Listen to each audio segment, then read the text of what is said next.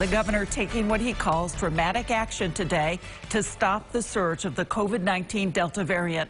Over 2,200 cases reported in the state in the last 24 hours. Compare that to a month ago. That number was 275. The governor issuing a new policy when it comes to vaccines and who will be required to get them. One of his new policies is state workers will have to get vaccinated or have regular COVID tests. President Biden is reported that he's going to announce soon that all federal employees must be vaccinated or get tested.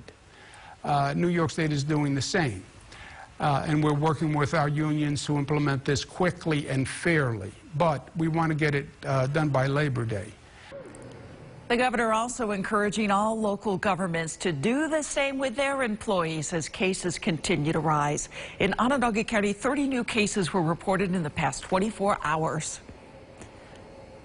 Well, we are continuing to cover all angles this afternoon. News Channel 9's Adrian Smith is in Oswego, where the push is on to get people vaccinated.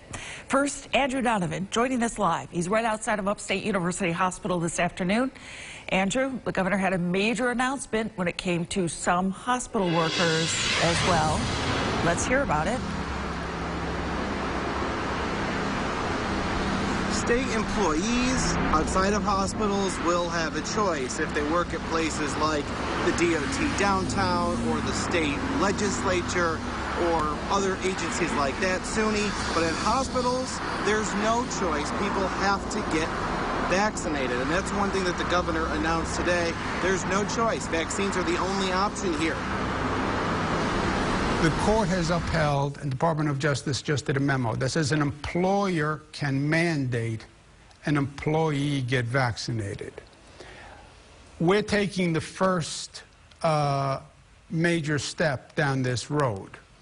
We're saying in state hospitals where the state is the employer, the frontline workers must be vaccinated, period.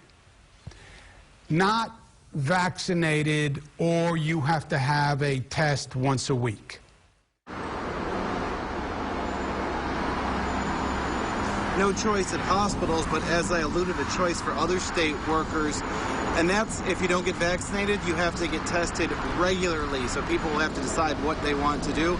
In terms of upstate hospital, at last check, the vaccination rate was around 90%. So that leaves 10% of people deciding if they're going to go ahead and get the shot or risk losing their jobs. Live in downtown Syracuse, Andrew Donovan, News Channel 9.